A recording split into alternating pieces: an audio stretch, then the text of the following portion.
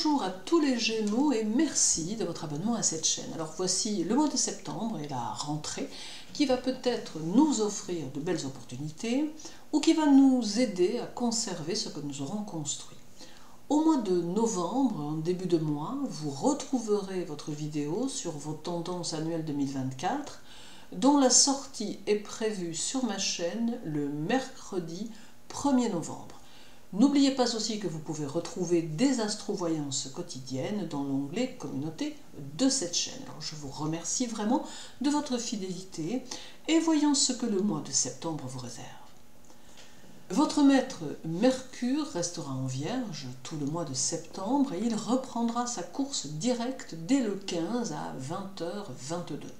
La Vierge étant en astrologie un signe féminin, la présence de Mercure aura tendance à accentuer les potentialités yin féminines. Cela pourra entraîner un réel besoin d'harmonie affective et physique dont vous aurez besoin pour avancer. Il sera important pour vous de vous épanouir dans un environnement chaleureux et teinté de sensualité, d'autant que vous éprouverez le besoin de protéger ceux que vous aimez. Vous ne pourrez vous sentir en sécurité que dans un espace personnel aménagé selon votre goût, dans lequel vous retrouverez une sensation de bien vivre. Vous aurez besoin de créer des liens avec autrui, et vous aurez même un peu tendance à faire preuve d'une certaine possessivité avec ceux que vous considérerez comme proches.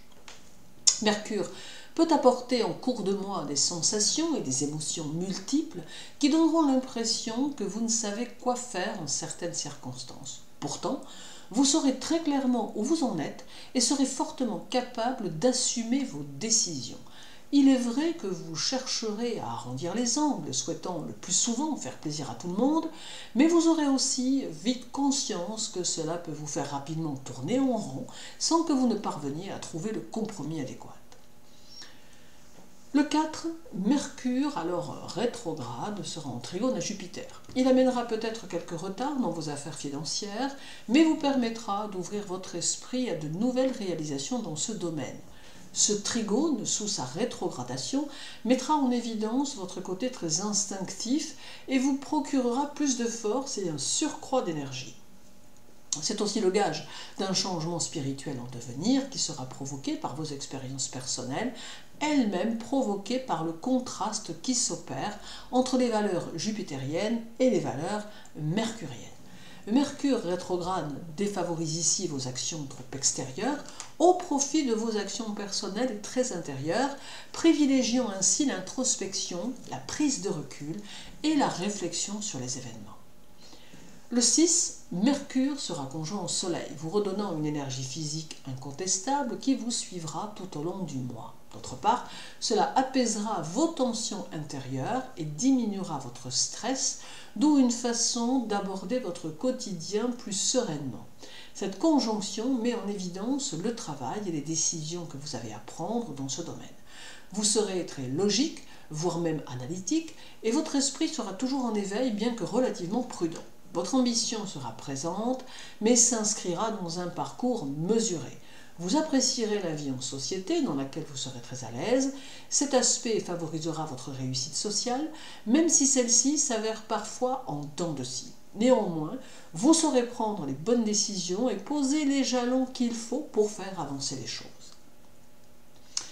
Toujours le 6, la Lune arrive chez vous pour y rester jusqu'au 8. Elle accentuera votre goût pour les contacts humains et fera ressortir votre style tant personnel que dans le domaine créatif. Beaucoup d'entre vous seront alors inspirés et certains oseront même s'adonner à des activités telles que l'écriture ou encore la musique ou le théâtre. Votre sens de l'esthétisme se verra amplifié et vous donnerez libre cours à votre originalité dans un domaine qui vous sera propre. Vous saurez gérer vos excès, sachant les modérer par une autodiscipline rigoureuse. Il y aura encore le 25, avec un trigone de Mercure à Jupiter, une nouvelle fois, mais avec un Mercure direct cette fois. Ce sera le signe d'une expansion de vos idées et de l'élargissement épanouissant de votre pensée. Votre intellect sera plus fécond et vous exprimerez plus aisément ce que vous avez à dire. Ajoutons encore que ce trigone protégera vos déplacements et vous ouvrira aux langues étrangères ou au contact avec des étrangers ou avec l'étranger. Mais une chose reste sûre, c'est que ce duo saura vous offrir beaucoup d'enthousiasme et d'envie de faire les choses.